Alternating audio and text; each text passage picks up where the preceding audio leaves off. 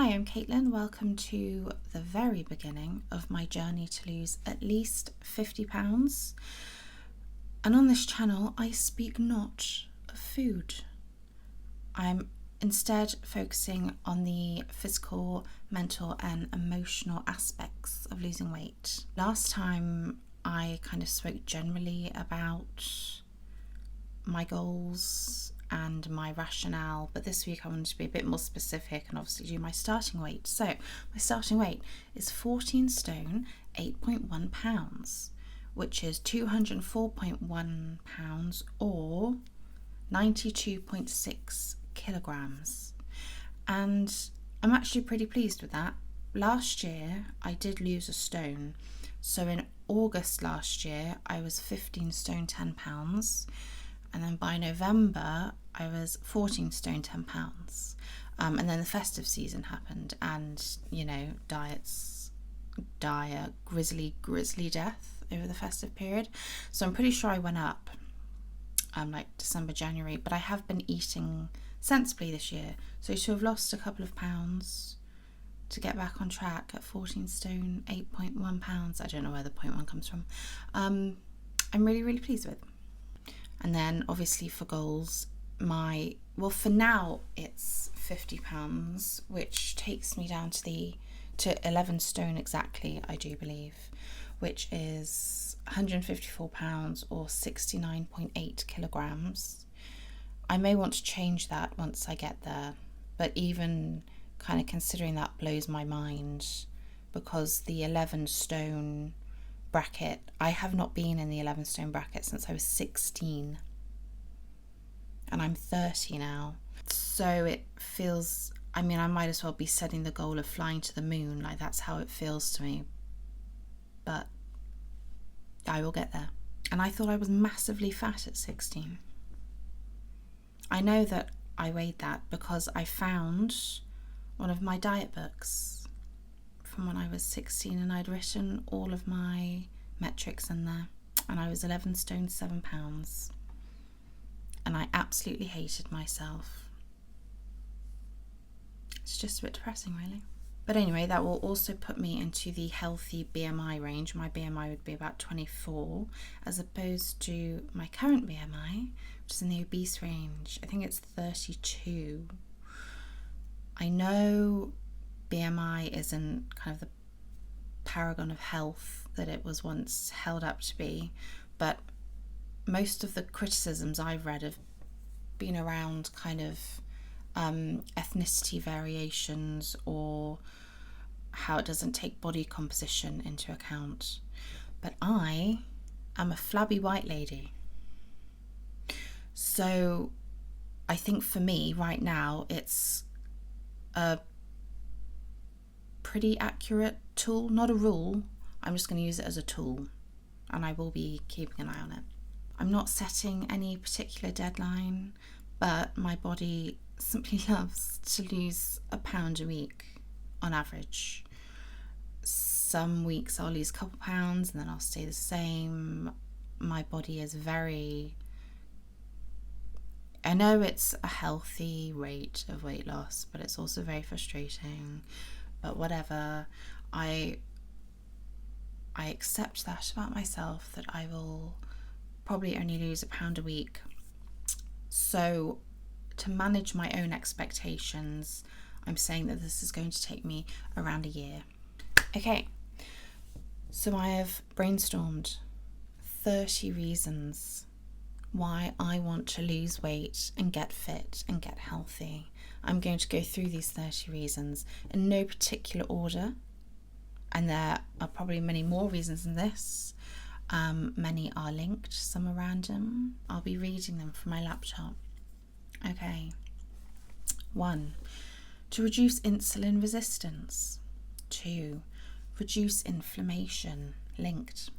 3.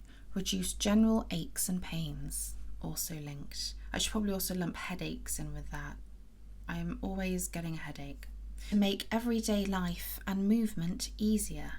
To be friends with my body. I'm really sick and tired of fighting my body, of disliking my body, My body doesn't deserve that. It serves me very well. It gets me from place to place very well. It does its best considering what I put it through. And I think it's high time that I am on the same side as my body. To look good in jeans. I have not worn jeans since 2018 because I just live in stretchy midi skirts. To wear a bikini for the first time in my whole life. I've never even considered wearing a bikini before. There are a great many awful things I'd rather do than wear a bikini in front of people. I haven't even worn one piece since 2019. To go on a spa day. I've never been on a spa day before because, again, I'd have to wear some sort of swimsuit, which ain't happening in my current state. To be strong. I'm sick of being weak and annoying. 10. To find an exercise I enjoy. To be able to go on long scenic walks. To be able to do 10 push-ups. I cannot even do a single push-up right now. To be able to jog a mile.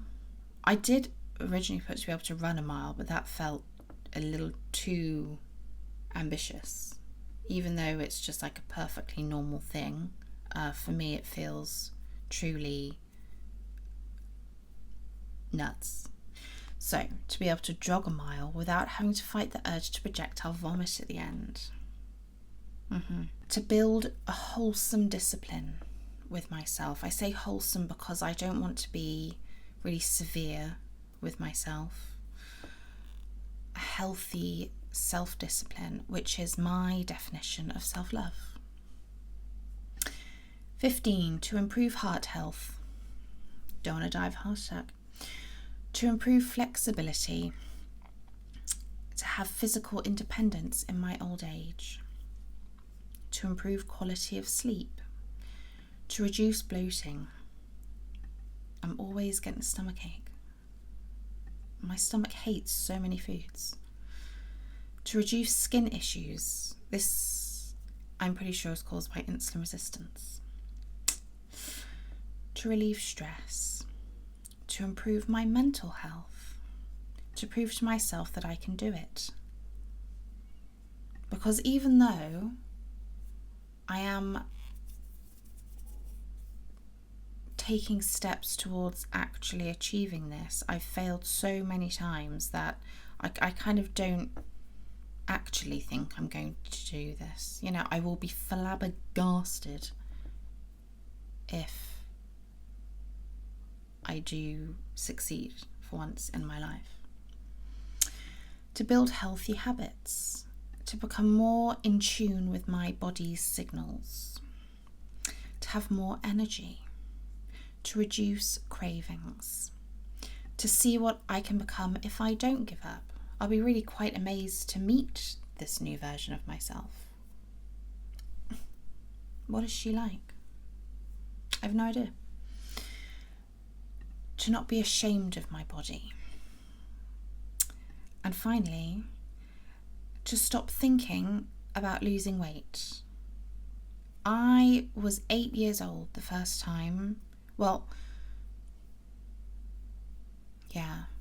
8 or 10 years old that I remember crying about my body, but I also remember it not being the first time. It wasn't a new thing for me. It's a very long time to think about losing weight pretty much every day. It's my Roman Empire, so to speak, losing weight. And it's taken up a lot of brain space, too much brain space, and I'm ready for other stuff to take up brain space. I could probably learn a language. I could have become native in 10 languages with the amount of brain energy I have spent on wishing I could lose weight.